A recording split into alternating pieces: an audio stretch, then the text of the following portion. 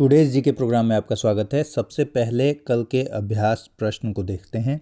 कल हमने आपसे पूछा था हाल ही में किस अंतरिक्ष एजेंसी ने डेमो 2 मिशन लॉन्च करने की घोषणा की। इसके ऑप्शंस थे इसरो, नासा, जाक्सा, यूरोपीय स्पेस एजेंसी, और इसका सही उत्तर है विकल्प बी, नासा। नासा ने स्पेसएक्स की सहायता से 27 मई को डेमो 2 मिशन यानी दूसरा डेमोन्स्ट्रेशन मिशन लॉन्च करने की घोषणा की। इस मिशन के अंतर्गत नासा के 2 एस्ट्रोनॉट्स बॉब बेकन और डग हर्ले 27 मई को इंटरनेशनल स्पेस स्टेशन के लिए उड़ान भरेंगे। इसमें फाल्कन 9 रॉकेट का उपयोग किया जाएगा, जिसका निर्माण स्पेसएक्स ने किया है।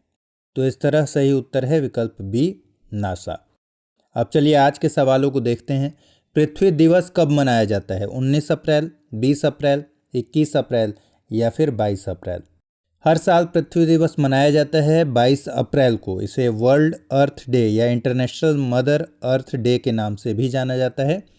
2020 के पृथ्वी दिवस की थीम है क्लाइमेट एक्शन, और पृथ्वी दिवस 2020 पृथ्वी दिवस की 50वीं वर्षगांठ है। पृथ्वी दिवस मनाने की शुरुआत हुई थी 1970 में। तो इस प्रश्न का सही जवाब है 22 अप्रैल यानी ऑप्शन डी। अगला सवाल है, वर्ल्ड प्रेस फ्रीडम इंडेक्स 2020 में भारत किस पायदान पर है? 140वें, 141वें, 142वें या फिर 143वें?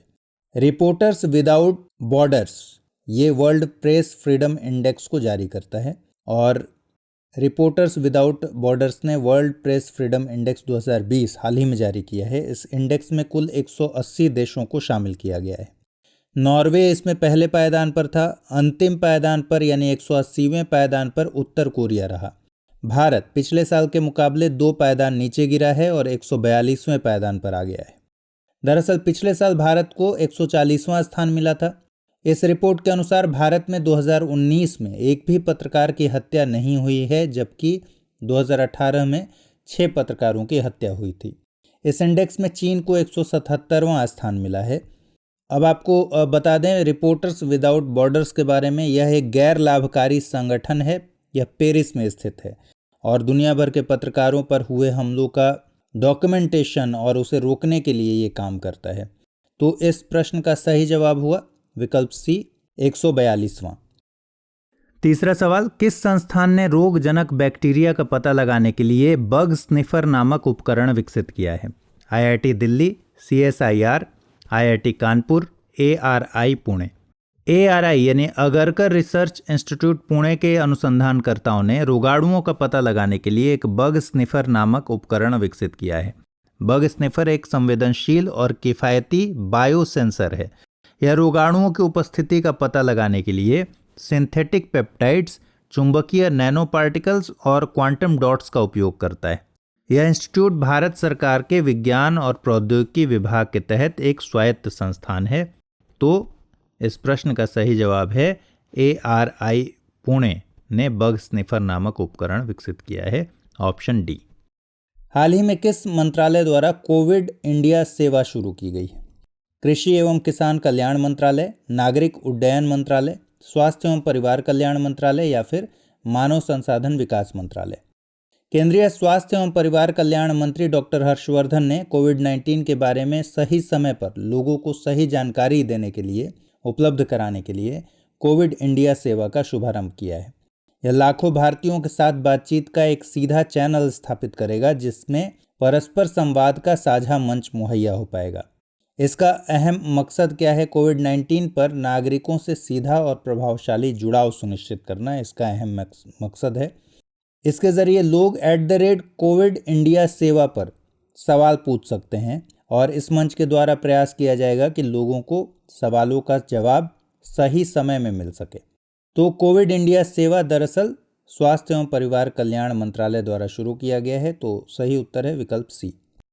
अगला सवाल, सुजलाम सुफलाम जल संचय अभियान किस राज्य सरकार की योजना है? बिहार, उत्तर प्रदेश, मध्य प्रदेश या फिर गुजरात? गुजरात सरकार ने सुजलाम सुफलाम जल संचय अभियान योजना का 3rd फेज शुरू किया है। यह 10 जून तक चलेगा। इसके तहत झीलों, नदियों, चेक बांधों को गहरा किया जाएगा और नदियों के गाद यानी सिल्ट को हटाया जाएगा।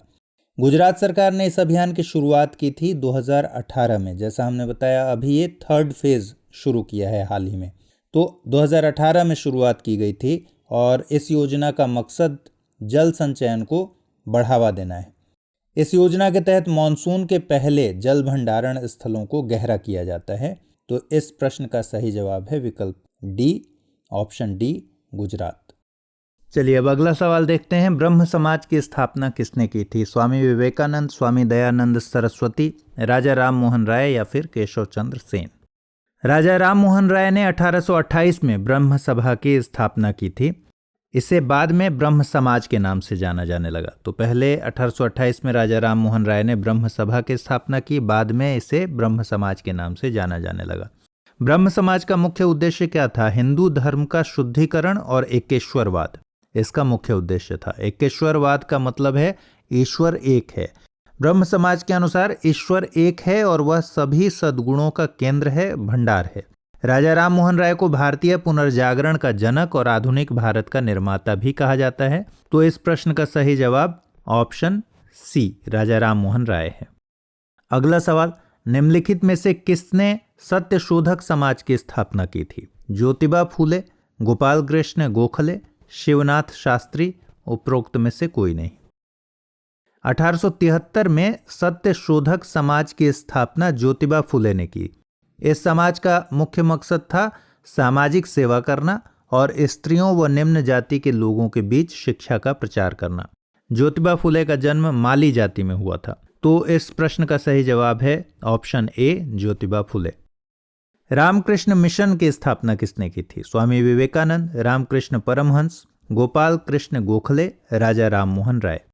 यहाँ सबसे ज़्यादा कंफ्यूजन होता है रामकृष्ण मिशन को लेकर स्वामी विवेकानंद और रामकृष्ण परमहंस के बीच। तो यहाँ आपको याद रखना है कि स्वामी विवेकानंद ने रामकृष्ण परमहंस की शिक्षाओं और उपदेशों को प्रचारित करने के लिए 1897 में रामकृष्ण मिशन की स्थापना की। रामकृष्ण परमहंस विवेकानंद के गुरु थे।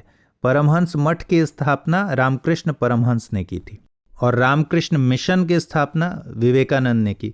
स्वामी विवेकानंद ने 1893 में शिकागो में हुए विश्व धर्म सम्मेलन में हिस्सा लिया था। ये एक इम्पॉर्टेंट फैक्ट है। तो इस तरह से 8वें सवाल का सही जवाब है ऑप्शन ए, स्वामी विवेकानंद। 9वां सवाल देखते हैं। वेदों के पुनरुत्थान का श्रेय किसे दिया जाता है? रामकृष्ण परमहंस, स्वामी दयानंद सरस्वती, राजा राम मोहन राय, गोपाल कृष्ण गोखले?